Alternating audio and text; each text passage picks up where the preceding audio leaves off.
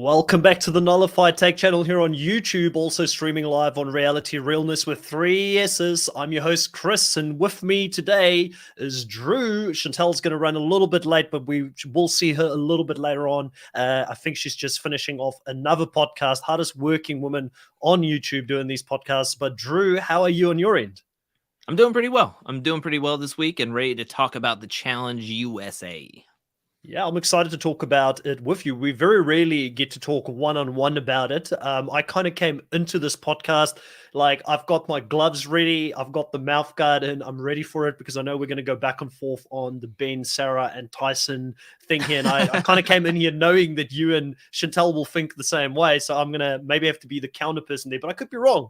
For all I know, Drew, you're seeing it my way. I guess I gotta hear your way to see if I'm gonna see it your way, because I'm a little confused at what we're gonna be fighting about a little bit here, but I'll take sides as we go on. Yeah. You're normally the kingmaker. You're normally in the middle between me and Chantal, and you decide who's right or wrong. Welcome to everybody here in the live. Chris, welcome back. Lovable Nikki, thank you for keeping an eye on the chat again today. Patricia Rose is saying, finally get to be here live. Welcome to the live. We love having new people on the live stream as well. Baby Ice as well, Rodrigo, and so forth. Everybody that's in the live that haven't commented, welcome. What an episode. What an episode. The civil war has started between the Survivor players, and we are here to break it all down and talk about everything that transpired within this episode. But to get into it, we have to go all the way back to the beginning. We've got to go back to that algorithm that TJ loves so much. You know, it spits out these new teams coming into this episode, and there's a couple of teams that stood out. I think we kind of saw the foreshadowing of the whole Leo and Sarah partnership that was going to happen at some point, because Sarah continued to talk about the fact that she don't want to be partnered with him. And then ultimately, Leo and Sarah end up getting paired here in this episode. Yeah, and I think one that I was able to kind of call out last week accidentally, I was able to go back to the What's to Come This Season trailer, and on my live Tiny Table Talk for Patreon, I was able to guess every single partnership because it was the beginning, but I accidentally guessed Tyson and Cachet was going to be partnered up last week before I even got to see anything, and I thought that was pretty good, but I felt like we could see the writing on the wall knowing that it's going to be a swimming challenge. Tyson has been a beast, and now he's going to get paired up with Cachet, who has admittedly saying she's not that good at swimming. So it was kind of like a test of, can Tyson still win even with a partner that may not be feeling that strong or confident in water? Yeah. Richard here, my co-host for Survivor South Africa, saying Leo ain't no catfish, that's for sure, because he can't swim. And then Baby Ice, a bit of a hot take here, loves the algorithm. Maybe more people like it, but I mean, it is, I guess, kind of doing what they wanted to do. It is muddying the waters between alliances, and it isn't making it a clear Survivor stays strong, Big Brother stays strong. We've actually seen Love Island take shots at Love Island. We've seen Survivor now take shots at Survivor, and Big Brother's taken shots at themselves as well. Yeah, it's actually pretty interesting. I do want to say something about that catfish comment. I wanted to take points off of Angela's score so bad in the fantasy draft, because when she says it, I rolled my eyes so hard, because I just didn't. I was like, no, stop it with the catfish puns. I'm done with the cat talk. All right, I get it. That's part of his personality, but it can't be his whole personality. I can't stand it right now. I don't remember this being a thing in The Amazing Race. I don't remember cat talk around Leo. I'm surprised that the Mau Mau hasn't come out with Enzo being Oh there. my Like, gosh, yeah. that's not a thing at the moment on the challenge. But can you imagine if we had to double down on all this cat talk that's happening on the challenge? It would be like the Kiki talk that keeps coming up every single time we've got an episode, basically. If we had the Meow Meow and then Leo paired up in like an alliance, it would be called the Felines. Get it? Alliance plus Yeah, feline put felines. together. There we Oh, go. jeez, mate. Too many puns. Too many puns right now. For real. For real. I'm gonna butcher this. George says, "Are we getting Kiki points today?" Well, technically, if Kiki points were to be awarded, I think that would go to Drew for Danny consistently mentioning Kiki. I'm convinced at this point, Drew, Danny, his main goal and his main strategy out there is just not to embarrass himself in front of Kiki. And I feel like he's done that so many times already. He did not perform too well in this challenge as well. He was with Angela. She was very happy to have him because, NFL athlete. She's an Olympian, trials Olympian pole vaulter, I guess it was. I forgot what she did. Yeah. Yeah, but Yeah. Danny didn't have the best of days on this one. Like if there was a weakness in Danny's armor, it is swimming. It was I'm not going to say he like embarrassed himself because he was in the top 3 and then he got passed up by Tyson, but there was a ton of other people that got passed up by Tyson. I think he should be more upset by being passed up by Alyssa and David because him and Angela were ahead of David and Alyssa, and then they came up and took 4th place or 3rd place from him, and then they got back into 5th place. So I think you would be more upset about David and Alyssa passing you in the daily challenge, but I think they ultimately beat them in the daily challenge, even though it didn't matter what placing they did because they didn't get last or first. But I think Danny is doing just enough to stay under the radar. He's not winning a ton, but he's not coming in last place. So I'm cool with him being on my team. I just would love for him to win something so I can get those 5 sweet points. But I'm happy with Danny. I'm happy with what he's been able to accomplish on the show so far. Being paired up with Angela on this one, though, I was hoping that he was going to get that win. I mean, being from Survivor, I was hoping that he was going to be able to pull out this win. But your duo, I don't know if you have Derek, but I know you have Kayla, and Derek and Kayla were doing phenomenal this episode. Like, for them to come up short and not win this, I was shocked. Yeah, I mean, you'd expect them.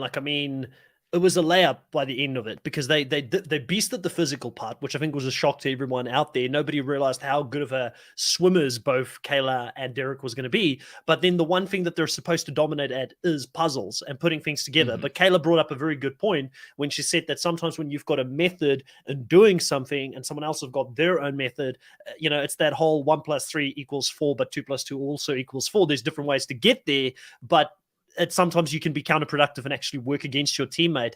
I do want to go back before we get into that daily challenge right to the start here of the episode. Obviously, the pairs are formed. Immediately, Cinco being with Azar. I was never really the biggest fan of Azar being on the challenge. I kind of wasn't sure what she was going to do on the challenge. I think she did herself proud by not quitting, so give her credit for that, but she isn't the most physical person, and she was obviously brought in for a different reason, not for that specifically, but she ended up costing Cinco throughout this game, being a bit of that dead weight that he had to carry throughout the challenge. But in the early days here, when we go to the house, we go to Derek and Kayla as a new partnership. They start talking about how do they feel within the house. They're an amazing race person that is with a big brother person, so they know that they may be insulated from both sides depending on who wins here. And they start talking about who would Tyson take shots at. And Kayla sort of is aware that Tyson potentially will want to make a big move at this stage in the game.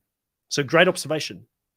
Yeah, I'm actually quite surprised that they weren't more worried about their possibly being paired up together. I mean, I'm sorry, but if I'm Love Island and you only have now 2 people only left in the game that's from your show, I'm still worried. Like, I'm still thinking that if a Survivor group wins this or a Love Island Survivor contestant wins this, I'm going to be up on the block. I mean, we've just saw Alyssa take a shot at Shan and Xavier.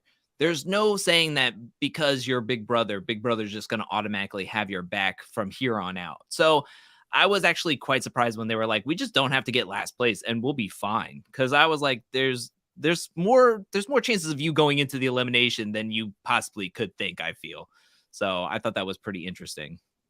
Yeah, I agree with that. More so here early on this episode, we see a bit of that relationship between Ben and Sarah. Now, obviously, for those who didn't watch Survivor, who aren't fans of Survivor, they probably wouldn't know that Ben actually gave his game up for Sarah in that season. He actually fell on his sword so that she could go further in that season, which was crazy for us back then because you're a champion, you're a winner of your season, you're playing in an all-winner season. You'd think you'd want to go all the way and win the season, but it shows how close they became in that season as a trio with Tony Vlachos and some of the other people that they were working with. So it's no surprise here to actually, and this is one thing that I think I called out last week. I wanted to see more of this interactions between these players that I know have got relationships. I want to see it to get some satisfaction to say, yes, that's Ben and Sarah talking and communicating here. Now, I know they're very 50-50. Some people like them, some people don't like them. I lean towards I like them, and I feel more justified now that we've had James on the podcast telling us they're actually a lot nicer in person than what you probably would even realize. Because I don't think in the edit, like I've said it before, I don't think Sarah does herself favors in the way that she comes across when she speaks to the camera. I don't think she's the most charismatic when it comes to talking to the camera. She doesn't know potentially what makes for great entertainment, I feel like, but it doesn't mean that she couldn't be a great person outside of that. So I liked seeing this dynamic and him braiding her hair here because that's what he does with his daughter. It was pretty cool to see for me. It just so after this week's episode, I wasn't a huge fan of Sarah, and then after this week's episode, I was definitely not a huge fan of Sarah. But I will say that there is something to, like, I don't know if it's the aesthetic of outside of her, and because I always felt like she was fine on Survivor with those confessionals, but when it comes down to the challenge, it just seems like it feels so unnatural. I don't know what she's doing. I don't know if it's like feels so different being in a room with a green screen and just a different environment, but I feel like she comes off the least genuine or authentic in those confessionals. I mean, I'm not a huge fan of Ben, but I feel like he at least comes off a little bit more like he's just doing his thing, talking about the Wheel of Fortune and having a good time, walking on the treadmill with his cowboy hat. Like, why are you working out with your cowboy hat on? I thought that was just so weird, but it was nice to see. Yeah, he is. He's like, maybe he's like thinking like, if I run the finals, I'm going to be walking with my cowboy hat. I got to walk it with it. It's his turbo training, like Turbo eating a bunch of pasta before he runs on the treadmill. That's exactly it. His 10-gallon hat. He has to make sure that he could still walk like 3 miles with it on his head. But I do like this interaction with them. I just thought that this beginning portion was a little clunky in the way that they were presenting all the information really quickly and so quick succession. I mean, it was like 6 minutes we had to get in the conversation with Derek and Kayla, Cinco and Cache, Ben and Sarah, then Tyson and Sarah talking about Ben, and then going straight into the daily challenge within 9 minutes into this into this episode. I just felt like it was just like super rushed, and some of the threads did not connect throughout the rest of the episode, and we'll probably get into that a little bit later on. Yeah, and feel free to bring it up if I talk over it for any reason, because when I started writing the notes for this episode, as we do when you do podcasting, yes, we do actually have to think about what we're going to say if we get onto one of these shows. I was thinking to myself, it's kind of rushed. It's the main plot points are very simple and straightforward almost. It's not as complex. And maybe it's because I just did a podcast prior to that this morning on Survivor South Africa, which is so complex because we're getting 4 episodes a week and it's all like 50 minutes long, and the amount of strategy and this is the plan and no, now this is the fake plan. So it just felt so straightforward after that, which is a relief to a certain degree that I don't have to keep on top of all of those different plot lines coming into this, but a very straightforward episode when it comes to that. But a few people here in the chat, I think, is bringing up some great points. Baby Ice and I, we normally see things the same way. He says, I was not a fan of Sarah before this episode. Now I hope she defeats the bastardly or dastardly villain Tyson. Listen, the thing for me, though, is, and I know people are going to be like, how dare she come at Tyson? And this is probably going to be the most controversial thing, is like how she was like celebrating after that win and, doing the throat cut and eating the turkey leg and going real crazy, right? And people are probably going to be like, that's too much. It's too much. But then again, I would rather have people show emotion and have that fighting spirit in the game than just go out without fighting and there being no entertainment or nothing for us to talk about on these podcasts. Yeah, I'm gonna say it right now. It was cringe. It was awkward, especially when they were like tied up together and they were still trying to like move around and try to seem like dominant or assertive, and they kept on like stumbling over each other. It was just weird. I really like. So this is my thing. I actually listened to both podcasts. One of the Devin and Davon podcast where they interviewed Cache about this episode, and then I listened to Tyson's podcast to get the full view of what was going on. And when we hear on the episode's edit that Leo's like, I called you my brother, Tyson, and it's supposed to be like this big old like et tu brute kind of vibe. And Tyson on his podcast was saying that he called him that day one, and he thought it was really awkward. He didn't like it. It was uncomfortable. It made him feel uncomfortable. So that's when we get the I don't know what to tell you, dude. Like, I called you my brother. Whatever. Like, I don't care.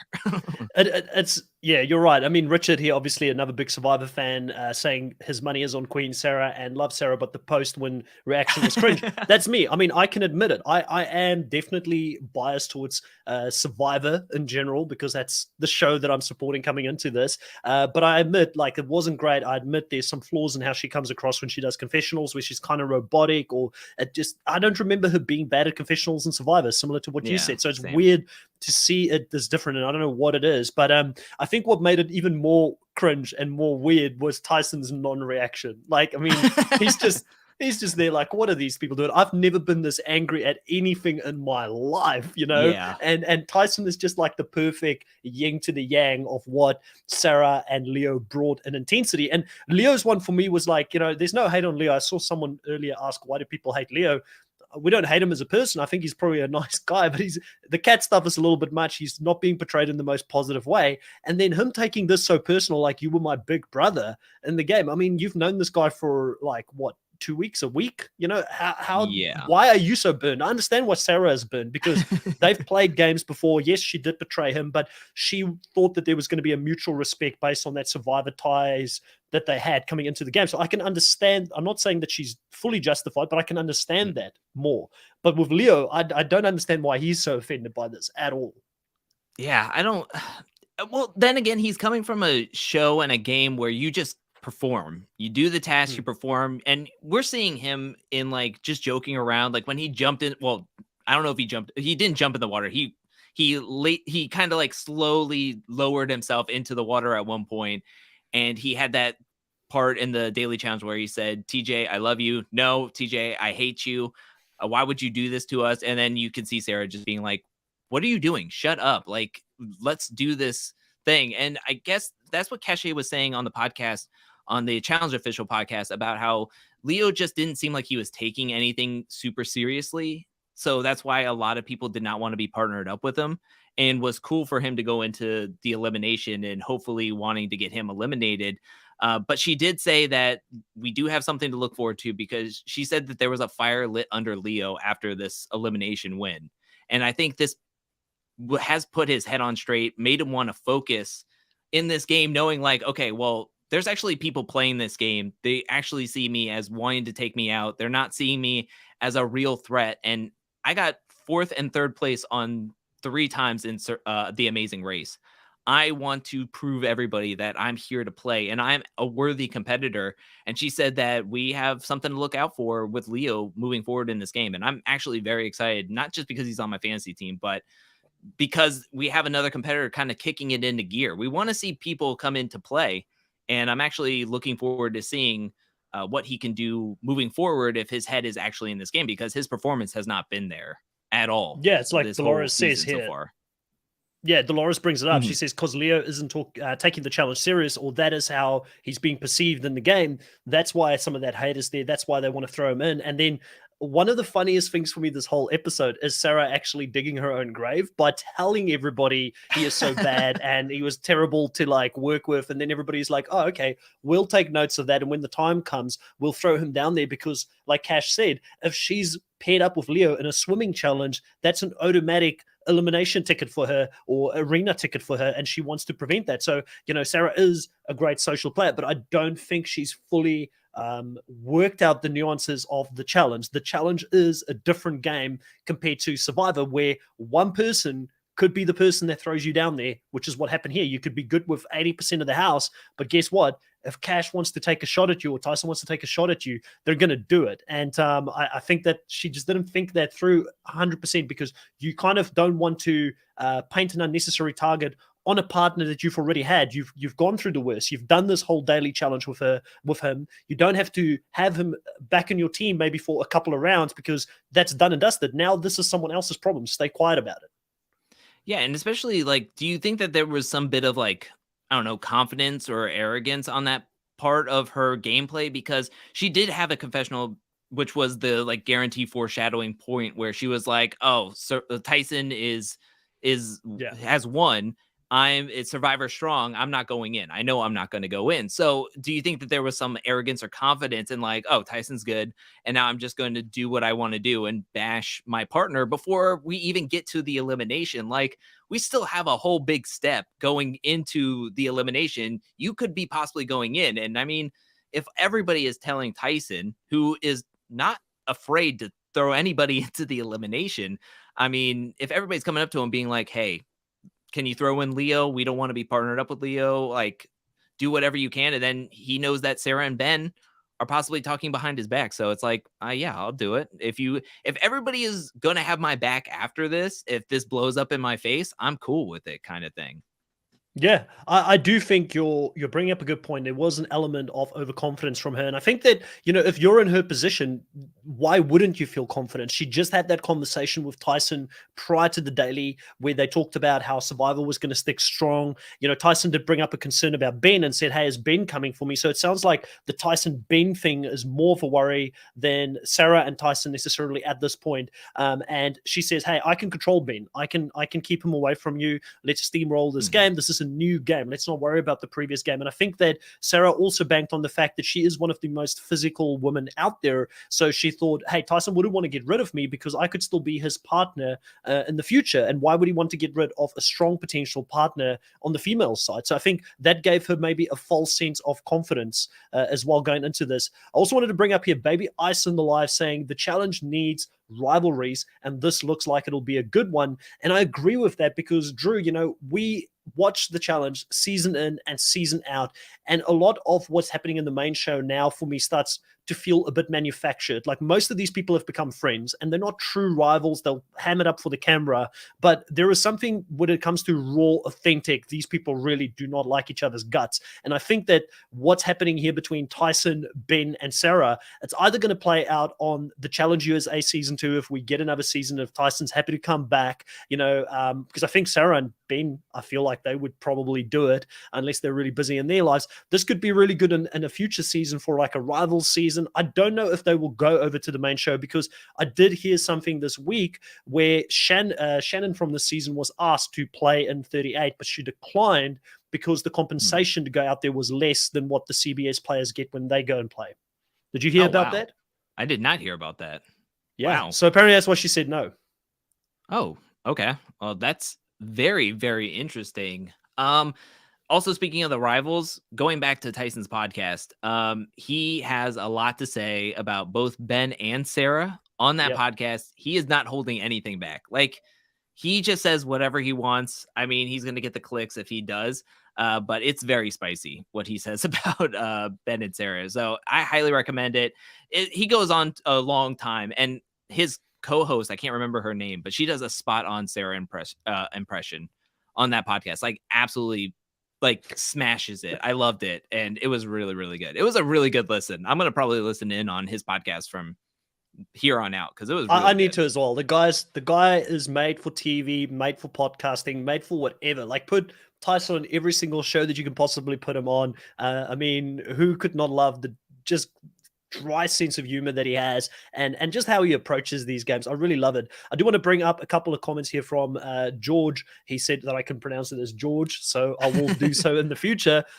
He says also, is Sarah's celebration worse than Laurel's celebration? I'll give that one to you, Drew. I remember Laurel had a pretty bad celebration after the ninja elimination. How would you rank that?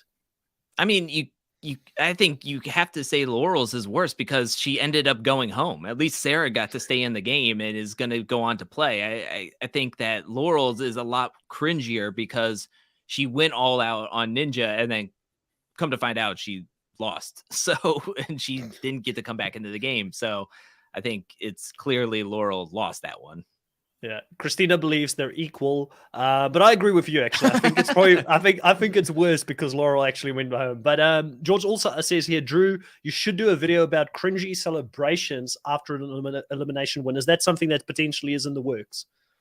I got that one. I thought that was a good video, and then also sore losers was another good video that I thought was a good one to do a video on. So I might do both of those clips. Somewhat soonish or maybe next month, depending on what the projects I have in the works moving forward. But I thought that was a really good suggestion. I did see that in my comment section fairly recently. Yeah. Well, Baby Ice is saying here, Tyson, Angela versus Ben, Sarah, Booker. And it's very interesting how much Angela's got Tyson's back, just based on that little bit of interaction they had, because from my understanding, they had no pre-existing relationship coming into this game. They didn't know each other coming into it. But I'm finding it interesting that Angela is so drawn to Tyson here and that she's like, listen, this is going to be hell when Sarah comes back in the game. But obviously I'm on team Tyson. She's firmly planting her flag there. It's interesting how this has come to be a thing. Yeah, well, I think it's, of course, she would have Tyson's back over Ben and Sarah because, one, she was partnered up with Tyson at one point. Tyson keeps winning, and she can win with Tyson. I don't think she's been partnered up with Ben just yet, and Sarah's competition. So I don't think she would ever want to have Sarah's back. She wants Sarah out of the game probably ASAP because then her value as a partner goes way up. Also, Baby Ice, those are not equal. Tyson and Angela have won 5 competitions together, altogether. And then you have Ben and Sarah, who Ben keeps on getting second place in a lot of these competitions. So I think it's crazy. The amount of points that I have not gotten because of him just losing out every single time. It's just like, I'm weeping in my corner, sitting in the corner. But I guess I can't complain. Like, I mean, it could go worse, right? Yeah. I mean, it could be worse. Yeah. You could be constantly going into the elimination and barely getting by, but then again, you're getting 3 points instead of no points getting in second place. Yeah, true that. Dolores here also asks, so predictions on who will be Tyson's partner next week? I wonder. I had that same thought. I really hope that production does not screw this up, and I hope that they don't put Sarah and Tyson on the same tribe. Or tribe survivor, same team going into the next one, because I feel like we need Sarah and Tyson. I know it would be funny to see them work together when they just had this massive go and she was showing him the kill sign and eating the turkey leg, and Tyson had no response to that. That could be interesting, but I think it's more interesting to see the house divided and actually going after each other at this point, with Sarah saying that if we're going to war, you want to be on my side. And obviously Tyson's got his warriors. I want to see that clash rather than Tyson and Sarah being paired up together in this next round. How about you? I just think that it's gonna be Tyson and Sarah. They're gonna have to make them work together. Tyson right now is giving them such good confessionals. He's winning so much. I just think that that's overpowered if they're partnered up together this early in the game. And I also think that that wastes the tension that is on this season that happened this episode moving into next episode, because if they're partnered together, it's almost like when you and your sibling is like fighting with each other, and then instead of separating you guys, they make you like wear a belt around your arm, and then you have to like be tethered to each other for the next like 12 hours, and you have to work together, and that kind of like squashes whatever beef because you have to work with each other, and it kind of makes you work through your things to have some sort of communication with one another. If they separate them, then there can still be this tension of like, okay, I can try to win to get him into the elimination, and then Tyson can try to win to either send them into the elimination again or just try to save himself. So I'm hoping not that they're not going to pair them up together, because I think that's going to be too powerful, but I just feel like that's how the algorithm works nowadays. So I just feel like that's how it's going to go. Yeah, Chris is saying, just to sort of change subject there for a second, saying that Angela is drawn to Tyson because of his long blonde hair reminds her of Tyler. I had the same thought, to be honest with you, Chris. I'm like, does she see like Tyson being like an older version of Tyler? And maybe that sort of, he's not as curly. That's like the big difference there, No. I think. But yeah, definitely drawn to him at this point. Also, Kaylee here saying that they do need to do a rival season. Now there's so much beef, especially off camera, that can help with building storylines. And I mean, from this season alone, you've obviously got the very obvious Tyson versus Sarah one that's developing right in front of our eyes. You can also say Ben versus Tyson to a certain degree at this point. You know, it could be Cash versus Sarah, however they want to do it in the future. But I think it's more the Tyson being the nucleus of that. And then obviously you've got this massive betrayal by the Big Brother alliance with Alyssa and Kylan pulling the move on X, and also Sean, the previous one. So you have got from this season alone already 4, 5, 6 rivalries that's just developed in this season. Would you say this is the reason that the season is so good? Because it is juicy seeing these new rivalries being created right in front of our eyes, like I said, and it feels authentic. I think it's the rivalries, but also like people are willing to take shots. Last season, Challenge 37, everybody was like, why don't you take the shot? Why don't you take bigger shots at bigger competitors before we get to the finals? Why aren't you taking a shot at CT? You're just throwing in rookies all the time. And this could be so easily so boring to where people would be like, I'm Survivor strong. I'm Big Brother strong. I'm just going to keep going with the status quo. Oh, there's Love Island players and 2 people left early. We'll just keep on throwing Love Island in until they're completely gone. And I'll keep on throwing in Amazing Race players until they're completely gone. We have back-to-back weeks of Big Brother taking shot at themselves, and then we have Survivor taking a shot at themselves. And it makes for interesting TV when people take shots and they go, I'm good enough. I'll just work my way and try to get further into the game myself. And hopefully my strategy, my social skills moving forward can help me make up for the numbers that I might be losing in my quote unquote alliance, even though I don't feel like I can trust person A or person B. So I think that that's what's the most thrilling to me. Is I was wondering what would happen after the Xavier and Shan blindside. Will we still keep on seeing blindsides, or will Tyson just, and the Survivor players who keep on saying Survivor strong, just keep on bulldozing through the numbers now that Big Brother has taken some hits, Love Island has taken some hits, Amazing Race is only 2 players at this point, and it's like, all right, well, no, they're willing to take shots at each other too. And I think it's exciting. It shows for some unpredictability, even though the challenge editing team isn't trying to be subtle at all with their editing style.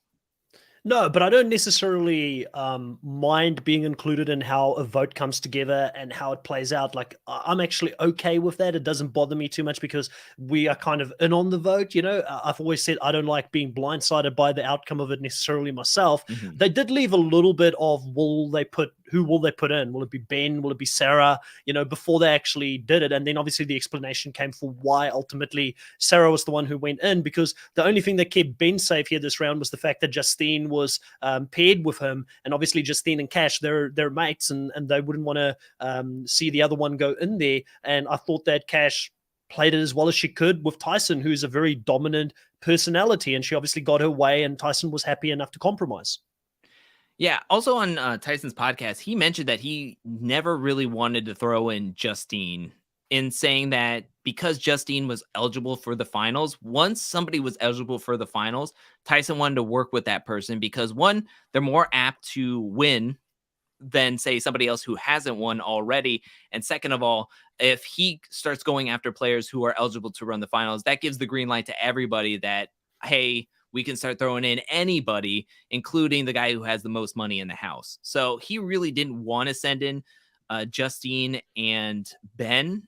At the end of the day, on the podcast, he did say that he wanted to throw in, it was between Derek and Kayla or Sarah and Leo. And it was leaning towards Derek and Kayla for the longest time. And I think that's where the storyline of where we see Derek and Kayla in the beginning of the episode talking about, oh, as long as we don't get last place, we're not going to go in. And then cut to where we have Derek and Kayla kind of talking to each other, going like, I think we might go in. We have a shot of going in. But we never heard their names actually come up. And I was like, why didn't we hear them come up if nothing really came out of that storyline? It just seemed really out of left field, including the Dom and Desi, where I don't know who Dom thinks he is, thinking that he's on Tyson's The Undertaker. radar. He's like, I'm the Undertaker. I'm just taking everybody down. He's like the Derek Kaczynski of back in the day, just going in there and taking names. It made no sense when he was like, we're going in. We're 100% going in. Where he's paired up with Desi. They're both Survivor players. Like, that would have been the dumbest move ever, in my opinion. And for him to be like, oh, we're a big enough threat that Tyson would want to take the shot at us. It's like, no, he's not even thinking about y'all. Don't even worry about it. Don't even sweat about it. But I do think that Kayla had a good read. Kayla had a good read on that. And we'll talk more about Kayla in a bit. But Kayla had a good read because she's like, why would he go after Desi? Desi's like one of the strongest females in the game. Like, obviously, he wants to pair up with Desi still because he hasn't been with her. Yeah, I mean, that's a really strong point. And again, it's two Survivor players. I can see why he would send in Leo and Sarah, especially if people are saying, please take Leo out. And then he's like, cool, I can work with other people if I get Sarah out here anyways. Like, that's another Survivor number, but I'm sure I can make peace with Danny, with Dom, Desi, and then all the other players that I'm working with, Angela, Derek, whoever else he's working with. It sounds like he's working with everybody come from his podcast. So I think he's in a strong position. And Kayla was reading that really, really well in the edit. Yeah, Chris here saying Kayla is queen. Now, obviously, Chris, I love Kayla, seeing her back on the screen there, someone I've actually spoken to before they went on the challenge. And seeing Kayla play this strategic game where she has to put ideas into Tyson's head about who to go for, and even saying, hey, I'm going to give you an olive branch. We don't really talk game much. I want that to change. I want to talk more game to you. That's a good move from her because Tyson is currently the person with most of the power in the house. He's winning most of the dailies. He's kind of dictating the direction in a lot of these votes for people going into the arena. Why not become friends with the popular kid at this stage who's got all the power and the influence in the house? So she goes there. She says, I'm going to throw you one. Ben, he is out there talking about the fact that he's not happy about you winning all of these different challenges, but we don't understand it because he's also a Survivor player. So I think Kayla really did a good job, firstly keeping herself out of the arena here, and now Tyson, I think, will remember this and will know who his numbers would be moving forward in the game, and it's someone that he can now work with going forward as well. Yeah, and he also mentions that that Kayla wasn't the only person that was talking about Ben talking about him behind his back. He did mention that Danny and some other players were being like, look, Ben is getting annoyed with you, kind of thing. So he is hearing this from more people. And I think Kayla was like the straw that broke the camel's back kind of thing, where this is somebody outside of Survivor who I don't know is telling me that she's hearing somebody in my own alliance talk about me and kind of get annoyed with me. So maybe it's a good time to start splitting his numbers up and keep my numbers strong. Yeah. Welcome to the stream, Chantel. How was your previous podcast? Thank you for jumping in. Of course. Oh my God, everything's like backlogged. So I did I was being interviewed by Matt Scott and Pod Friends for what was a podcast, and that started late and ended late. And so then it pushed this one, but I was doing 2 episodes, and so we had a lot to talk about. And so I just got behind, but I'm caught up now for the most part, and I'm really happy to be here talking with you guys. I was getting FOMO when I heard that you guys were already talking about the Sarah and Tyson beef. I was like, I need to be here for this. Are you kidding me? So I cut it short, and I'm coming over right now. We just dipped our toes into it. We didn't go too deep. Yeah, we've just dipped our toes in a lot of different things, going into a lot of things, but we're happy to circle back and bring some of that back up again. So don't worry about it. Everything is still up for grabs here when it comes to what we're happy to talk about. Let's talk a little bit about the daily challenges, because we haven't really spoken about the daily challenge at all at this stage. It was a fun daily challenge where they had to go out, swim 150 yards. Fun? I don't know if they would say this was fun.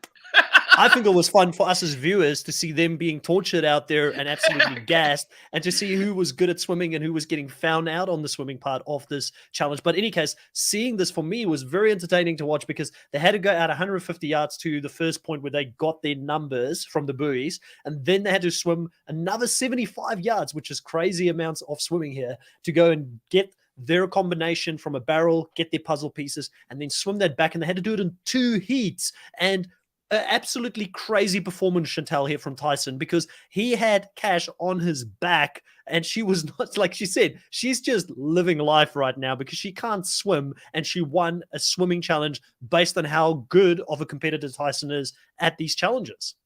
Well, and he had a good strategy. So the fact that she was like, I'm just gonna lay here and be my little motor, just kick my feet while Tyson just like tows her along. And so they had the right strategy down for him to be able to, her to be able to do something that would help them be able to do well in this swimming challenge. But she didn't even help them. She actually hindered them on top of the fact that she can't swim. I still don't understand what happened, but I think Sarah was telling me that she touched a barrel. And the reason why, because she touched the barrel, that means that it wasn't their number. So because she touched it, they had to go back again. And I was like, Cash, like, you can't swim. You can't be making a mistake in the other parts of this challenge. Like, what's going on here? I was freaking out for Cash. I felt so bad because she was already an anchor, no pun intended, on this team. And the fact that the part that she should have been able to maybe help and excel in and maybe get them to move ahead a little bit more quickly, she completely fumbled and touched it and made them have to go back and do an extra lap that it seems like nobody else had to do. Yeah, it was hard work, and hats off for Tyson for keeping us cool in that situation and not completely flipping out. I think that's the closest, Drew, I've ever seen. I mean, we've seen Tyson on a lot of shows, but I think that's the closest I've ever seen him to actually being pissed off in one of these reality TV shows. Yeah, so I need to. I'm not going to listen to Tyson's podcast before coming on here because I'm just going to keep on saying on Tyson's podcast. But on the podcast, I've he did seen a little bit of it, so I've heard some of it. So don't worry, I feel you. He mentioned, I've talked about, like, I've been giving like point by point bullet points on this podcast the whole time since you were gone. Yeah, so Drew's like a walking advertisement for the Tyson podcast at the moment. He mentioned that he helped Cache get up. She got onto the boat. She slipped, touched a barrel on accident, and before he even got onto the boat, that's when a producer came up to him and was like, you got to go back. You touched it, which I guess means that if you touch it, you have the intent to open it. So wow. Tyson said he was more mad at the production team because he was like, that's kind of bullcrap because what are you talking about? Like, she didn't even open it. We didn't even get to see it on the cameras because if you look at the thing, it was like trying to flash over when it was saying. So he was like, we couldn't even see it. I wasn't really even out of the water yet. He said he was more mad at the production team. And so when they did win and he yelled, he was yelling more so that production guy could hear him from wherever he was standing because he was so pissed at that guy for making them do that. He said, what I found was interesting is he said that him and only one other team was hit with a penalty from this. From touching a barrel, and that was Enzo's team. He said that they were the only other team that had to go swim back to their buoy and then come back. Everybody else was fine. Even he called out David because he said on the edit, David was just touching every barrel and they never had to go back. So that's where we see Cache kind of open, like doing the whole walking through the barrels with her hands up throughout the rest of the time, which makes a lot more sense. But yeah, he said he was upset kind of rewatching it because he saw David and a lot of other people just touching barrels randomly. Like, so he felt singled out at that point, but they still won. Well, Struggling at Art here says, I'm sorry, but I don't believe she slipped and touched. She must have been like actually touched something that's just not fully opened it. And the thing with that is that if he wasn't fully up there to see what was happening, then Cash could have been like, oh, I only touched it when she maybe did a little bit more there. You don't know what actually happened. But they could have showed it. They didn't show it in the edit because they didn't catch it. So a producer caught something and like what if she just went like to put her hands down just to like center herself and read it? Like, I don't think touching a barrel should be a disqualifying factor because you could stumble, you could trip, like why is that? Like, if you open it, okay, 100%. I thought that she actually opened the wrong barrel, like silly, like stupidly and absentmindedly or something like that. Just like opened a barrel, but no, if she just touched it. Like, I think that that's really, really unfair for that to be part of the rules. Like, you can't touch a barrel that's not yours. No, you can't open a barrel that's not yours. That makes sense to me. I would have been irritated if I was Tyson. If she tripped, that's even worse. Even Trouble worse. Cools, you're just in time. Never apologize. Whenever you jump in, we're happy to have you here in the live with us. Also here, Taylor is saying that they appreciated the form in Shannon's dive in the daily. I don't think I saw this little moment there, Chantel, but talking about Shannon, you can comment on that. But also, I saw a little bit of news this week that Shannon was asked to be on season 38. Drew didn't know anything about this, but she declined because the money for going there was less than the CBS show. That's why she didn't go. Did you know anything about this? Or was this tea that I know that you guys don't know, which is I think you're insane making to up me. tea just to pretend like you have some tea, because I not heard of this at all. I don't think anybody in the chat has heard of this, so I don't know where you get your sources from. Hey, ignorance is bliss. Ignorance is bliss. That's what I'm going to say. 100%. There was an interview with her this week. There was an interview that came out where she said she was asked to go back to 38, said no because the money wasn't as good. So that was an interview that came out. I'm going to go find it. I'm going to share it with you on Instagram after this so you can see it. But it's definitely out there. I don't remember specifically Shannon's dive, but now when I'm like going back, because people keep on talking about her dive, and I didn't have a chance to go back and actually watch it, but I think I remember her diving in. It was a nice dive. But she was with Enzo, correct? Thank you, Fernando. Thank you. I'm not lying about this. Fernando knows. And because of this, Fernando, I will answer your question about Ben and Tyson in a second. But thank you for having my back and proving that I am a closet. Fernando is definitely on your team. Yeah, he's the new co-captain. He's co-captain with Baby Ice. Baby Ice is out. Fernando is Hey, Baby Ice was sleeping. He didn't have my back on this one. He was sleeping. She was partnered up with Kylan, by the way. Oh, right. Yes, I feel like I pictured a dive that she did, but I didn't log it into my memory like a lot of people have. So, I don't remember fully. Sorry. Now, Fernando's asking me here, Chris, who do you prefer, Ben versus Tyson? You might not have my back after this. Now I'm just joking. I love Tyson. I love Ben both. If you have to put a gun to my head, say choose between the two, it'll have to be Tyson. But because of that, it doesn't mean I don't like Ben. I thought you just put a gun to my head, you just aim it at Ben. Sorry. Jeez, we do not promote that type of stuff here. No, on this podcast, of course not. I don't want anybody to die. Sarah there, like, oh my gosh, like. Okay, anyway, we'll get to that portion. She had a little bit too much pre-workout before she got into that arena. It's all that happens there. Uncomfortable. It's not fun to watch. So yeah, so I mean, obviously, there's another win here for Tyson. So Tyson gets 3 daily wins now so far. He's the front runner, the person that seems to be getting all of these wins going forward. Chantel, do you think that there's anybody that can stop Tyson, or are we just seeing probably one of the most dominant wins in the challenge playing out in front of our eyes in a very, very long time? Well, a lot of people have been talking about, like, if Tyson wins the game, this was the most predictable, boring season ever. I'm still enjoying the journey, though. I think that if he ends up winning, I think it will be the most, like, amazing season ever, in the sense that, like, how the heck did he do it? Like, he's been just so well-rounded at so many different things with most of the partners that he's had. He's able to win dailies. He says on his podcast that he made what was the word he used with the algorithm? He was able to override the algorithm by making a deal with the people that have won some money that let's not come for each other, so that if we don't do that, we just take people out that don't have money, then people won't start attacking us. And so, he made that deal with these people. So he still is playing the game and insulating himself. He should be thrown in there every single time that he doesn't have power. But he has still been playing the game to be putting himself in a good position. So I don't think that it's been that predictable, because of the fact that, like, he's playing the game so well, and I want to see him win. I want to see that journey to see if he can actually do it, because now I'm seeing, like, will they be able to take him out? Will they be able to beat him in the end? I want to see that journey. So I don't think it's that predictable. And even if it is a little bit, I'm enjoying it.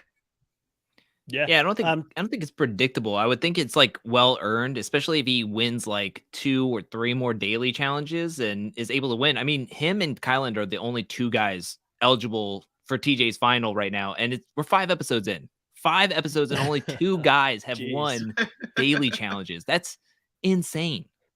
That is insane. I mean, we don't see that very often these days. Like, I feel like it's quite split between who actually wins the dailies in most seasons. So to see this kind of dominant performance, it is impressive.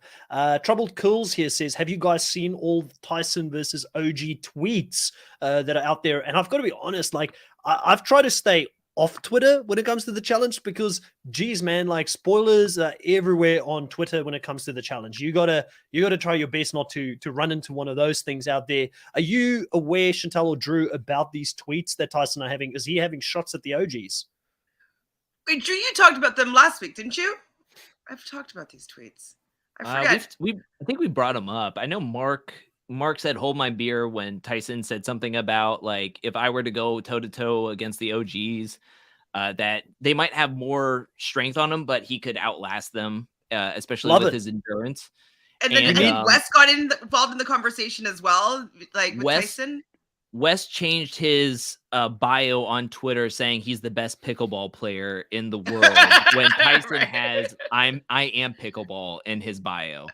So he took shots that way. It's funny. I think it's fun. Like, it's great to have these rivalries. And we spoke about this quite a bit, Chantal, before you came on. Rivals to me and a lot of the main show these days seem manufactured. A lot of these people have friends, so they're like, I hate you in the game. Like, a couple of seasons ago when Devin and Tori were rivals before they became ride or dies or started being in the same alliance again. I don't feel like it's true rivalries these days, where we are seeing new rivalries being formed here on the Challenge USA. You've got Kyland that with Alyssa ended up taking a shot at X, taking a shot at Sean. You've got on the other side now the Tyson versus Sarah versus Ben faction that's developing. It seems like we're getting a really good amount of rivalries here that can carry over into the USA 2 or USA 3 season, or even more so, a rivalry between the two shows. I would love to see like these shots being fired. Yes, let's get the CBS crew fighting it out with the main show, because guess what? The main show's got a lot of experience playing this game. And if you disrespect them and you get some of those big hitters on a season with them, things are going to happen. It's going to be exciting. And I do want to see, can Tyson hold it up with the likes of a West, with the likes of a Bananas, with the likes of a Mark Long? He would work with West, though, probably, right? Like, I don't know. I have so much faith in Tyson knowing the best strategy to get himself to the end. And so I think that he would realize that West could be the person that he would want to maybe team up with in order to be able to have him on his good side and get to the end. So I would love to see what they did. Maybe they could do like an All-Stars versus main show versus USA and have those 3 shows kind of competing against each other. That could be kind of interesting. I love the fighting. I think it's great. Give me the rivals. Yeah. I would love to see Tyson and Wes as on a rival series. Give it to me. That's Tyson so versus Bananas. I want to see Tyson versus Bananas. I'll take that too. Yeah, the clash of the egos, give it to me. Like, and Wes is in there, it would be a good season. And I think there's some more heavy hitters you can pull into this that are not even part of this USA season 1 this time that could really add a little bit of spice for this in the future. Now, Chantal, I want to move on to some of the strategy talk. One of the weirdest segments for me in this game is, like, obviously this thing's been going on between Cinco and Cash. It's been dragged out throughout this whole season. It's a big part of the storyline. We all know the love stuff. I'm not really the biggest person for that you and Drew, I heavily rely on you on this. But when it comes to the strategy side of it here, Cinco having a chat with Azar before they go in there to say, hey, let's not give them anything because clearly Cash is going to use that against us. I just think it was such a big misread. I think Cash really wanted him to stay in the game. She would have helped him if she could. And it was just weird and awkward to see them in this chat, having a chat together. If Tyson wasn't there to make it funny with the popcorn chat, it would have been really, really awkward to watch. And I just don't understand the gameplay. It's really dumb. We saw in episode, I think it was 2 or one of the episodes where I was like, oh, it seems like Cinco doesn't understand the strategy of this game, because he was saying like, oh, we should throw down like a big guy that like, or somebody that's really strong. And James, I think it was like, no, we're probably going to be going in. They're not going to go and throw in someone strong. And I was thinking like, you don't want to necessarily throw in the strong people, because then you become one of the strong people that they want to throw in. win. And so you kind of want to target people that are not you. And so that was my first inclination that he is not going to be a strategic mastermind here. And he also hasn't had any power. So he hasn't had to make any real decisions. He's only kind of been involved in drama and seeing drama play out.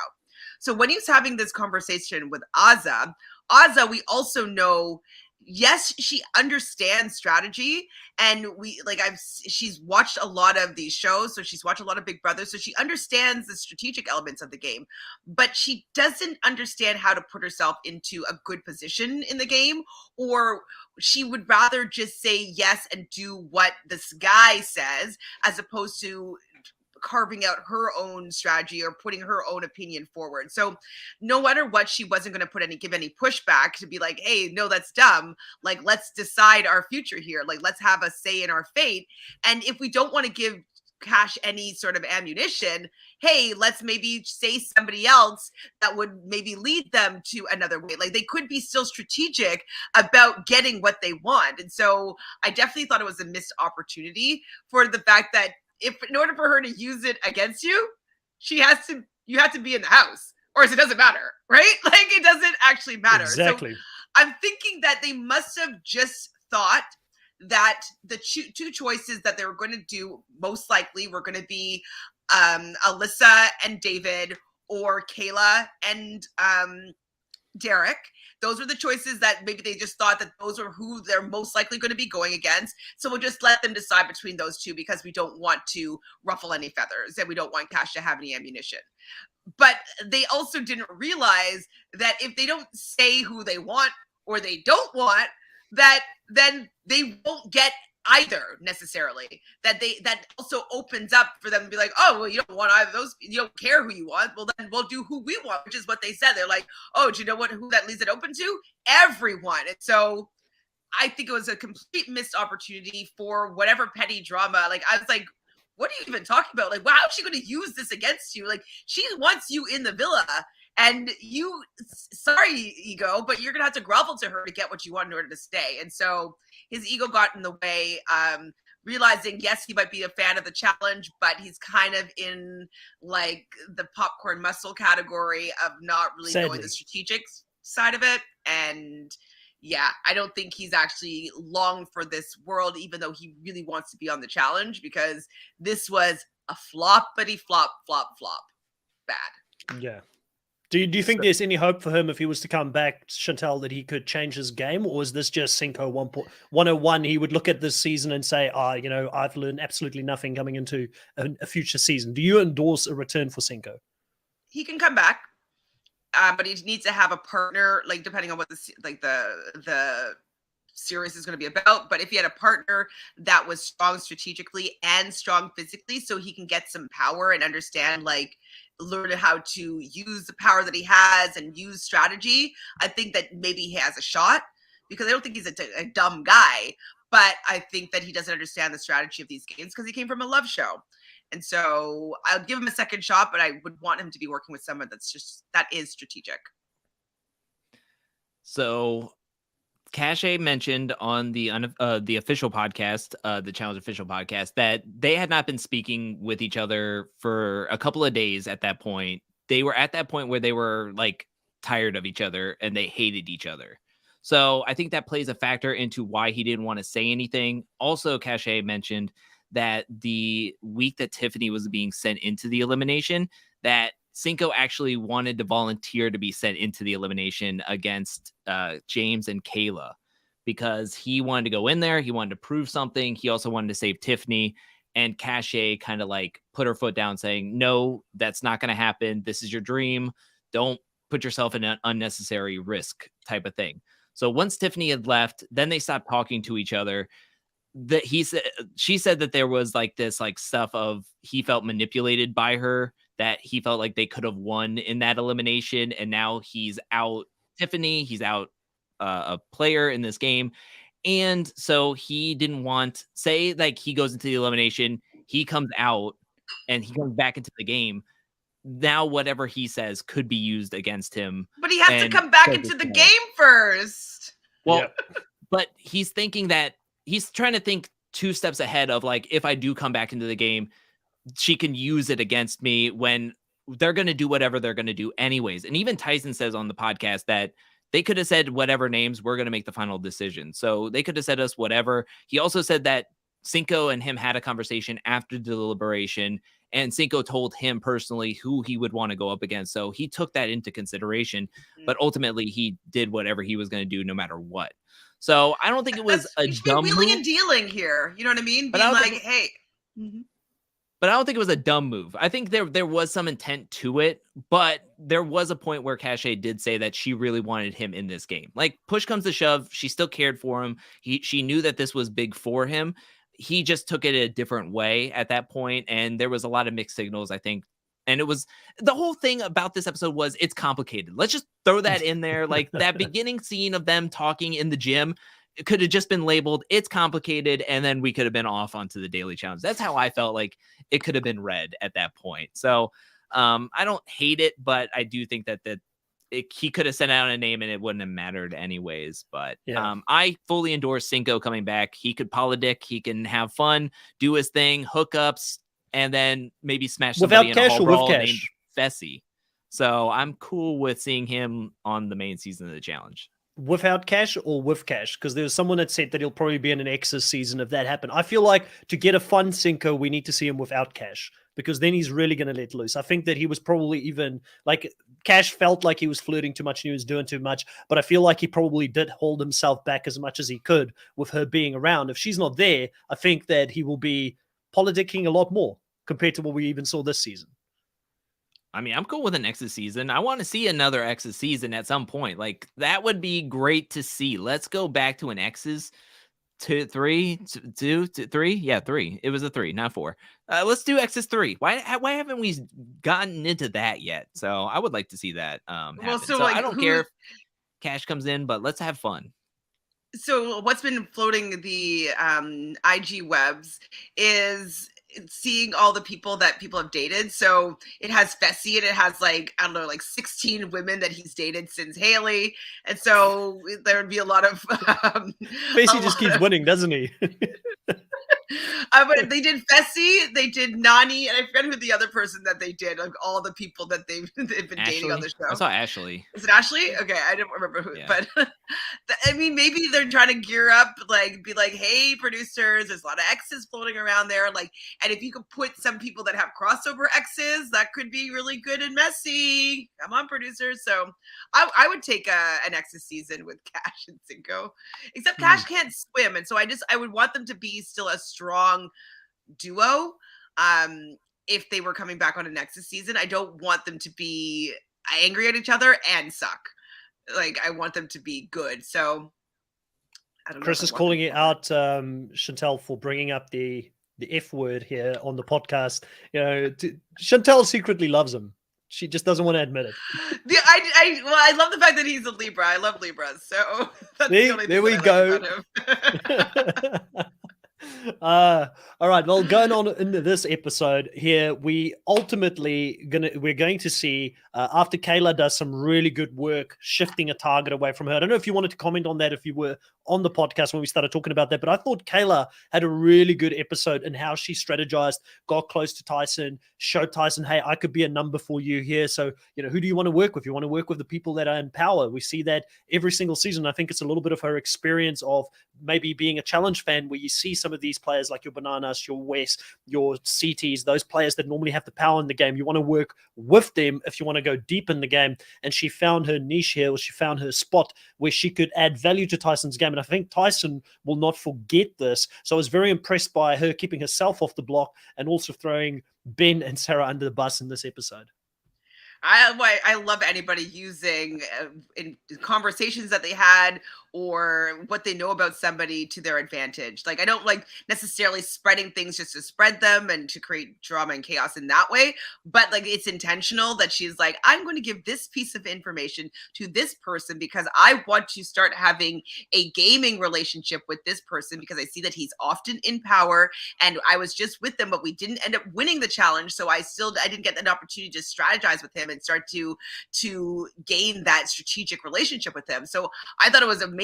She nearly got her MVP for the episode because it was awesome that she was able to say enough for him to completely focus on Ben and Sarah, keep his eyes off of her and Derek, and now potentially gain some trust within Tyson, as in like, hey, I'm going to bring you some like information that is helpful for your game. I could be useful to you. So I think it was a great move. I love seeing anybody strategizing and like using information to their benefit. So thumbs up for Kayla, almost MVP of the episode. Yeah. I also wanted to add another thing here before we go into who actually goes into the elimination, and that is Sarah working against herself here in the challenge. And myself and Drew spoke about this, but she goes around and tells all the different girls that, you know, how bad Leo is. Like, I struggle with him. Yes, he was bad. Yes, he climbed on her back, and she was basically swimming with him on her back all the way through this challenge, which wasn't a good look. But she basically just made the sales case for why they wanted Leo to be in the elimination and go home. Do you think this is maybe just Sarah's game being slightly off, and she still hasn't fully grasped the difference in the challenge compared to Survivor here, where she is attached to this player right now? She can't throw them under the bus because she's effectively throwing herself this round under the bus when she doesn't have to worry about Leo in the future because she's already partnered with him. So there's no benefit in bad-mouthing him to all these other girls. Exactly. And I think that it is that she kind of doesn't know the show that she's on, because on Survivor, if you have someone on your tribe that is pulling the tribe down and not pulling their weight and is making you lose challenges, like, yeah, okay, everybody can gang up on them and like vote them out, and it could be a unanimous vote out because, you know, they want to win future challenges. And so she's using that same strategy, except she's attached to him. And so it's like they're tethered together, and you're voting out somebody that you don't like, that's helping you, that's making you lose things. But if he goes, you go. And so I think that she must have just like had a brain fart, a strategy or something. Overconfident. Maybe overconfident, or maybe really thought that like, oh, Tyson's in there, like he's Survivor strong, like there's no way he's going to throw me in here now. I still don't understand why she needed to go around and just completely badmouth like Leo. Like, it's already over. You already sucked. You didn't lose. Like, you think you're not going in. So like, why do you need to still continuously talk about how terrible he is? They get it, like, and somebody else is going to be paired with him next week, and if they want to send him out, they can send him out next week. Don't give them ammunition to do it when you're tethered to him. So I thought it was very bad gameplay, and all of it reminded me why I'm not a fan of Sarah Lucina. All right, well, we go into the elimination here. You would have been very happy to see Sarah being thrown into this elimination with her boy Leo going up against Cinco and Azza. It is an elimination where they have to collect all of these, I forgot what they called it, but it's these Film reels. Film reels. There we go. They had to collect film reels that were all different sizes. There were 4 different sizes. They had to go into this very dark container, memorize the order that the film reels were built, and then they had to like replicate it on their platform outside of it. Very early on here, we see that Sarah and Leo have got a great strategy by measuring it with their fingers to figure out what they could do in the dark, to figure out which is the smallest and the biggest numbers. They were ahead of Cinco and Azza, who just seem to be a little bit frazzled and they don't communicate well. It seems to be a thing with Cinco that he doesn't really communicate. And Azza, I think someone that don't really like to take charge and prefers to have someone take lead, she didn't know how to become the leader in this group to get them through this challenge. So it was a case of not communicating well, getting frazzled, and then Sarah at least keeping her cool with Leo while she was in the challenge so she could perform at the time that she needed to. I really just I think that Sarah was the right choice, and like I was just so happy to see her being thrown in there. I love the fact that she was so shocked. I love seeing like everybody's face being so shocked that Tyson actually did it. I was really frustrated though with the fact that Azza and Cinco were so bad, because like if they're gonna make this big move, like I wanted them to be able to take them out, and I think that Cache probably felt as though Cinco was going to be able to take them out with most maybe physical things and just be able to like throw around Azza if they needed to prop her up or, fling her, she's light. And, if it was something that was really muscle heavy, that they would be able to pull through a win potentially. But the fact that they didn't seem to have a strategy, and Leo came up with an excellent strategy, and he also waited for them to go into the container so that they could not see the strategy that they developed. And they were able to win pretty seamlessly. And I was just like hoping, I'm like, maybe they made a mistake. They can't be winning this easily, right? They made a mistake, and they're going to have to figure out which film reel that they did wrong. And then Cinco and Az are going to win, right? That's what's happening, right? Because everybody's like looking, you see Angela like, oh my God. We see Cash like, oh my God, like, are they going to come back? Like, oh my God, this is so, like, and I was like, no, it can't go this way. And then it went this way. I was just so annoyed. I mean, it's obviously going to create some drama back at the house. It's funny. It's funny because I was so excited. I was like the exact opposite to you. I was like, yes, Sarah, go out there, win this. Leo, get back in the game. We need you guys to go up against Tyson. Tyson needs, like, for the show, I think it's amazing that she came back. Yes. We spoke about this a little bit earlier, that I don't think Sarah is doing really well at the confessional side of things. I don't think she comes across as well. I don't think the celebration came across that great either, but we'll talk about that in a little bit. What's your thoughts on this elimination as a whole here, Drew? Where were you sitting on it, from me being very excited to see Sarah and Leo mix things up and bring drama to the house, and Chantel wanting boring TV with Cinco and Azza getting back? No. Let's hold on before you go into that, Drew. What I wanted is for Sarah to suck and to have that moment where she has to lose to Azza, basically, and lose to Cinco, because she's like thinks that I'm she's teasing the you, greatest Chantel. person. I know what you mean. Oh, I know, but I'm still going to defend myself. And so I just wanted to see her eat crow. Like, I just wanted to see that moment. I like, obviously it's like it's hysterical, the insanity that ensued after, with her biting off, well, turkey leg is what Tyson thought it was, but I thought it was like a bat, like Ozzy Osbourne when he bit the bat on the stage. So that's what I thought she was doing, biting off a bat, because I feel like she listens to heavy metal, and like slitting throats. And I do think it's going to obviously create more interesting drama coming back. We wanted this kind of interesting drama with the Xavier Shan thing, so we're going to get it here with these people. So I'm fine with the drama after. I just wanted her to be humbled and have that look of like, I suck face. I wanted that for a moment. I did. Okay. Floor is yours, Drew. Sorry. No, where do you sit on all this? I was intrigued. I love the blind side, but once I heard the instructions and then saw the strategy that Sarah and Leo was implementing, I knew that they had this 100%.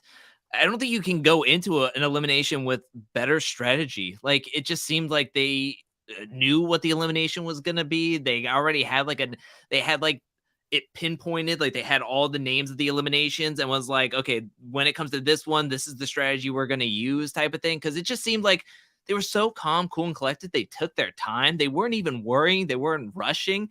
I mean, we even got the stare down from Sarah when Leo was trying to put up the last two, and she was just like, yeah, it's happening. It's just like, all right, calm down, please.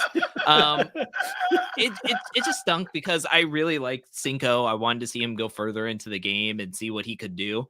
But I knew that Sarah and Leo was going to win this thing. So I kind of tempered my expectations, and they did. They won. I was not ready for that celebration, but they did a really excellent job. Even the cringiness of it. I even love the cringiness of it. Do you know why? Because it adds to the show. It adds to the flavor of the show, and it gives us as fans something to talk about on these podcasts.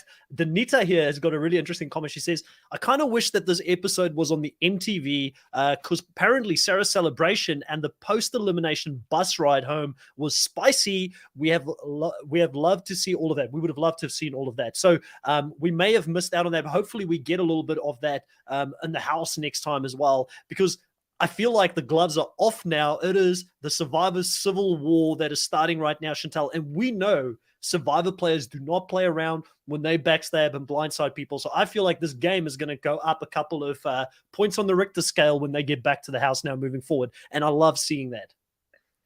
Now, so what do you think that the algorithm is going to do? The one thought that I was having, that it wasn't necessarily going to be a civil war, as in like a Survivor going at each other and attacking from within. Like I didn't. That wasn't the way my head first went to. I first went to that they're going to have to stay civilized within the war that they're having against each other. And that being that Sarah being paired with Tyson, because that would be karma. We know she said I don't want comment. that. That's the boo to that outcome. And then Ben and Angela are like having at a standstill. But we could get a moment where Sarah and Tyson maybe win and they have to come to an agreement, or they have to throw themselves into elimination or something to that nature. So I'm not sure what's going to happen, but I'm wondering if that is a potential outcome. So what are your thoughts? I don't know. Yeah, for me first, I'll go first before Drew, you jump in and have your own thoughts on that pairing. I think that's what production is going to do.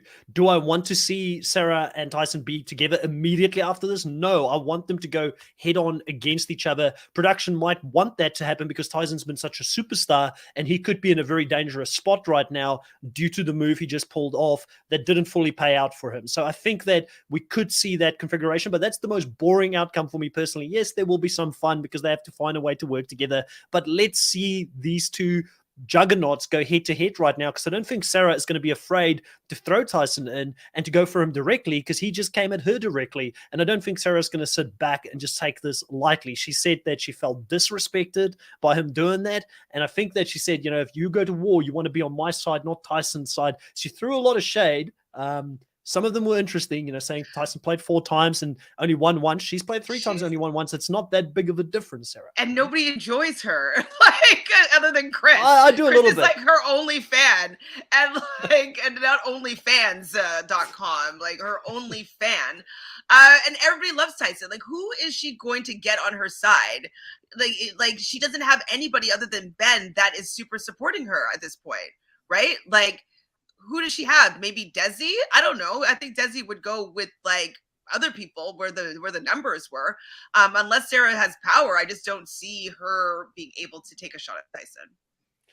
We won't see repeat partners, Danita, because Sarah and Tyson have not partnered. Desi and Tyson have not partnered. I don't think Tyson has partnered with many Survivor, if any Survivor players at this stage. It's mainly been Big Brother, Love Island, I think, at this stage. But anyways, what's your thoughts, Drew, on the whole algorithm? What's the ideal world for you for best TV next week going into it? Is it for them to be paired together, to be separated? How do you think this is going to shake up? I mean, I think honestly, it would be better to be separate and separate all of them, all 3 of them, away from each other. But of course, they're going to put Tyson and Sarah together. We saw that when Justine, where we had Sally lose, and Justine was like pissed at Tyson, and then they were paired up together, and in 5 seconds they were all happy to be partnered up with each other, and then they were doing their thing and won. And then we had the same thing with Dom and Angela after he was thrown in and was like, I want my revenge on Angela, and then it's like, oh well, you'll be partnered up with each other. So I mean, it's going to be the same song and dance as the algorithm is. I mean, TJ wants to keep on putting descriptors on it of it being perfect and random and spectacular and supercalifragilisticexpialidocious. But come on now, there's a guy named Dave behind the algorithm, kind of like the Wizard of Oz screen, just like doing this and then writing names on 2 index cards saying like, oh yeah, they had beef with each other this episode, and then spit it out kind of thing. So yeah, I mean, it's going to be predictable. Chantal, it looked like you wanted to say something there. No. I was just like thinking that like whether or not they're going to do that or not. Like if they do not do that, what would be the other combinations that they would do? Yeah. I'm actually asking. Like, what would be a better combination of people? Yeah, I mean, because I'm not sure exactly. I should have come in here prepared to know who is definitely lined up with who, I guess, or who has been together. I think have Desi and some. him have not been together. Yeah. Someone has some. I'll send you some over. While you're It's not looking that up, everybody. I'm just going to answer this one question here in the live. Troubled Cool's asking, do we get to ask you guys how you feel about the speculated cast of the Challenge Australia? I have seen a speculated cast for Challenge Australia recently leak. It was slightly different to the cast list that I had on hand, which I'm not allowed to talk about. I would be interested to see who of those people actually will be on the Challenge Australia and who isn't, and which list is the most up-to-date one. I will definitely do a bit of talk about that later on the channel. I'm sure Drew and them will do their homework in regards to that as well. Obviously, being that they're from Australia, there's a few of them that I know from their shows that they've done in Australia. So I kind of feel like I'm going to be leaned on here to be the knowledgeable person from the Australian side. But there again is a lot of love shows on this thing, and I don't watch love shows, so I'm a little bit out when it comes to that.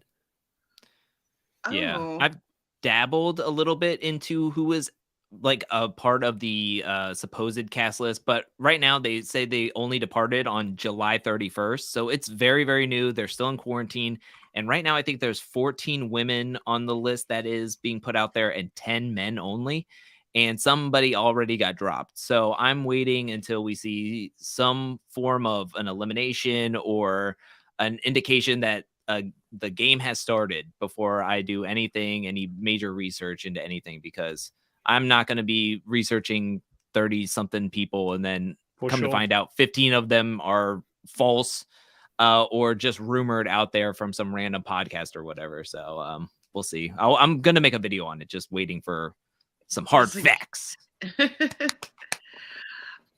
I've watched. Yeah. So did you get is Lucky on it? I can't remember who I've seen. No, Lucky's not on it.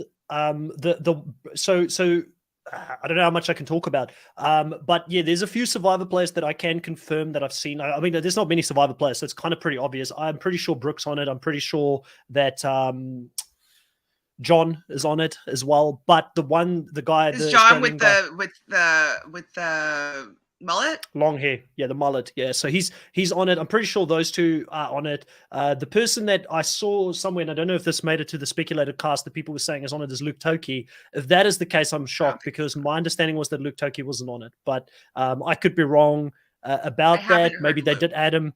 Maybe they added him last minute. I don't know. If that's the case, they made a really good decision if they did add him, because he should be on it.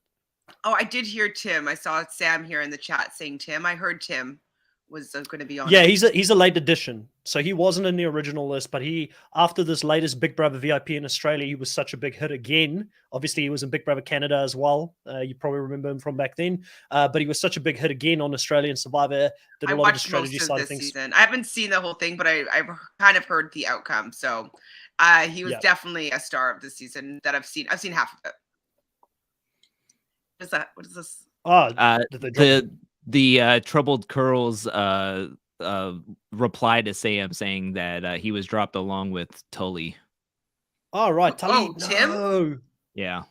Tully was fun, man. Like, she would have so much fun on it. Tully she's from Speak Out Australia as well, right? Yes. Yes. Yeah, she was a lot of fun in her season. So that's sad, because I would have loved to have seen her on it. She was crying all the this time. Is overlapping. The Challenge Australia is overlapping with Heroes versus Villains Australian Survivor. So like a lot of good cast members are not on this because they're currently going to be filming the Heroes versus Villains season, and 12 returnees are going back. So because of that, I think it kind of dipped into some of the people that we could have seen. But yeah. Did you get, Chantal, that list of people that Tyson have not partnered with yet? Hold on. I'm just going to pull this up. Be interesting to see. And then Drew, if you could start getting the points ready for us on the draft picks, we'll probably go into that straight after this. So I'll do a quick share screen on who we still currently have in our teams. This might be useful in any case as you talk through who Tyson haven't been partnered so far, Chantal. So yeah, so it seems like Tyson's eligible partners are still Desi, Kira, Sarah, and Shannon. Interesting. So out of those, the best TV they'll think is Sarah. I think we all know it's probably going to be anticlimactic. They're going to put him with Sarah in this next round. Going into this, obviously we lose 2 players this week here. So Azza sadly, from Chantel's team, and she takes a double hit with Cinco also being removed from the team. A little bit closer there to Drew now in the amount of people that you've got left in the game. And for the first time, I'm in very unfamiliar territory here, guys. I'm not used to having halfway through the season the most players still in my team. Normally, I've only got 2 or 3 players left by this time. So it's a bit of a unfamiliar territory for me at this stage. Drew, how are we looking with the points? Y'all are looking good. Both of you guys are looking great. Just to put it in perspective of how my draft is going, if both of your teams got 0 points this week, I would still be in 3rd place. Let's just say that. So getting a total, and I mean a total, and this is with Leo going into elimination and getting more confessionals with a total of 13 points earned this week, I go up from 117 to 130. So I am comfortably in 3rd place right now. Chris, I double checked, I rechecked, I triple checked. You are in 2nd place this week. So you go up a total of 28 points. And so you went from 140 to 168. Your leading scorer is Kyland with 29 points, but you also have Sarah with 28 points, and then Alyssa with 27 total points. So you're doing pretty good with that trio right there.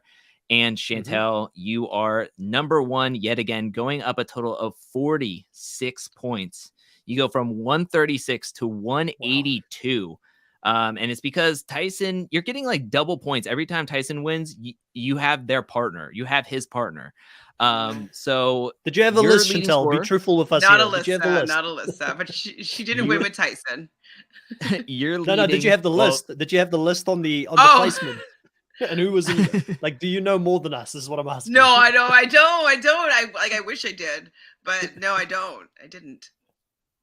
So the only person I knew was Giovanni was out first. That's the only thing that I really known. Everybody else, I kind of didn't really know how they did. Sorry.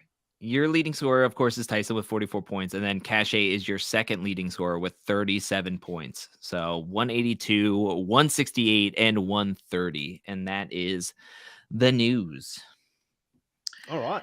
The news. Chantel, you're killing it this season with the points, doing really well. As long as you can hold on to those players moving forward, I think you're in a pretty good spot. But I've got to say, Angela's getting confessionals when she doesn't need to get confessionals. You know, Tyson's doing really well. He's being Tyson this season and dominating. So I'm really fearful that you might have the guy and girl champion team. And I will say that would be a formidable team if they go into a finale. So I feel very bullish on those. Then Desi is potentially a silent killer, but we just don't get to see much of her, even though for those people who have never watched the challenge, the edit is very different. You don't really get a classical winner's edit like you would get in Survivor, so it sometimes can be hard to predict who's actually going to win the show.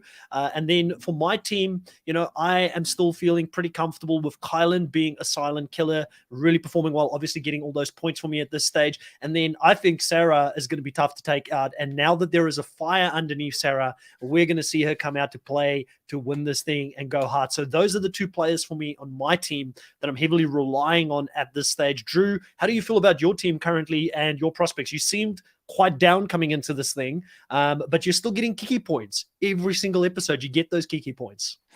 It's just really tough having only 3 players on my current team who are actually still in the game. So it's just really difficult. I mean, Danny gets at least 1 confessional, to mention Kiki. Justine is queen right now of the game and my team. And Leo finally showed up. So yeah, the other 2 are missing and irrelevant. I'm going to be putting wanted posters out for David and Kira to do something, because they have done nothing. They have done nothing at all in this game since the very beginning. So yeah, I warned you that she was boring. Remember I said that? I'm like, she's a snooze. I mean, I'm not even worried about her. At least she's getting like at least 1 confessional. David has like what? 6 confessionals over like 5 episodes. This is ridiculous. Absolutely ridiculous. David, where are you? Even when he won, he only had 6 confessionals in the whole dang episode. Leo only had 4 confessionals this episode, and he had something going on. I mean, people were saying catfish and making stupid cat puns. It sucks, man. Yeah, it's tough. Good. Love you. I wonder what you think here, Drew, because TJ, he does talk about the fact that, there's certain players that he really thought were great. So he mentions Alyssa, he mentions Tyson, he mentions Danny even. He doesn't mention Sarah, is my point. And so this says to me that she must not win the Civil War. Like I just don't understand why she isn't seen as a bigger player or somebody that is going to do well in the season when she's coming with all this vigor and vim to this back into the house, and like she's so angry and Civil War, karma's a bitch and all this stuff. She must flop, because wouldn't TJ be like, oh yeah, she's definitely bringing some fire to the season? Like, I don't know. I feel like we would hear more about her if she gets it to the final. But we're only hearing about like Angela and Alyssa and Danny and Tyson. I would feel like those 4 people probably get to the final, and that's why he's talking so highly of them. So yeah, wouldn't surprise me. I actually saw something recently where somebody put a picture of who TJ was talking about, and I do remember seeing Sarah was on there. I do remember seeing Ben, Danny, Ben Tyson, was on there. I don't remember Sarah on there. I do think he mentioned Sarah, but after seeing some of the people that he named, I question if TJ is too close to the challenge to really know what's good for the challenge at this point. So I'm looking at you, TJ, conspiracy eyes, just like skeptically, like maybe you don't make the best decisions, TJ. Well, apparently he doesn't make any decisions. He just shows up and gets the script and talks. That's what he says. He doesn't make decisions in the challenge. It's different to Survivor, where Jeff has got all the power, right, when it comes to it. Sam does ask a question here. He says, who would you cross off from not winning right now? Who do you think will have no chance at this stage of winning? Well, I think David. Like if we don't take David into consideration, who else? Kira. I just don't see them. Like, there's not a lot of people that are left in the game that are qualified to run the final, right? like definitely not that many men. The only men are Kyland and Tyson at this point, right? No other man is qualified to run yet. At the women, it's Justine, Angela, Alyssa. That's it, right? Nobody else is qualified. Oh, and Cachet. And so I don't know. I just don't know how many more people are going to be winning, because they are cutting out the weak people, which means that the less strong people won't necessarily be able to beat the stronger people. So they might keep the rich richer, Top 4 men for me at the moment, and anybody that's not in the top 4 is not winning this. Tyson, Danny, Ben, and Kylan. Those are the top 4 men in the game. Agreed. For me personally, still left. For women, anybody that's not in the top 4, not winning this season. Top 4 women for me at this stage is going to be Angela, Sarah, Desi, and Kayla or Alyssa. I don't know. Maybe top 3. Like I'll go in the top 3. Like I feel like the others, it's too hard to predict. But I think Sarah, Angela, and Desi are the 3. Justine could get in there. She's just so under-edited. Like, if she was to win this... She's qualified, though, right? Desi's not qualified yet, so... That is true, yeah. I'll call out some names. And Desi's under-edited as well, so... I'll call out some names. I don't think Derek's going to win. I don't think David. I don't think Alyssa. I don't think Cachet. Enzo, Kira, and Kyland and Dom. And Leo. That's who I don't think is going to win. Chris calling me out of my bias for the Survivor plays. I can't help it, Chris. I love the Survivor plays. Desi have I don't know what her voice sounds like. She hasn't really had that many confessionals for you to be like, Desi is so much more prominent than Justine. Justine had some big episodes. She just has so much promise, but then Justine has also done really well.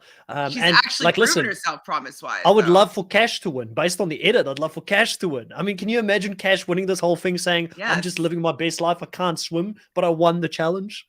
I would love that. I would love that story. Cash is my favorite from this season, by the way. From all the newbies newbies for me, I absolutely love Cash. Like, her personality is awesome. A superstar. We should get her onto the main show, but they need to pay people more to go to the main show moving forward. Apparently. So what I was I was showing you was like the actual list that people had of who hasn't been paired with people left yet. So Enzo still has to work with Justine, Angela, Kayla, and Shannon. Kylan still has Justine, Desi, Kira, and Cache to work with. Ben still has Angela, Desi, Sarah, Shannon, and Cache. So he has some good people to still work with for sure. Or maybe it's going to be Ben and Sarah together versus Tyson and somebody else. Maybe they'll do that. David still has Desi, Sarah, Shannon, and Cache to work with. Oh, and Angela. Oh, who's I gonna think I know who drag? David's gonna be paired up with next week. Who? Sarah? That'd be good. Kira. Oh, really? I think so. No, Kira's not. He must have been paired up with him. She's not on this list. Oh. Angela, Desi, Sarah, Shannon, and Cache are who seemingly, if this is correct, haven't been paired up with.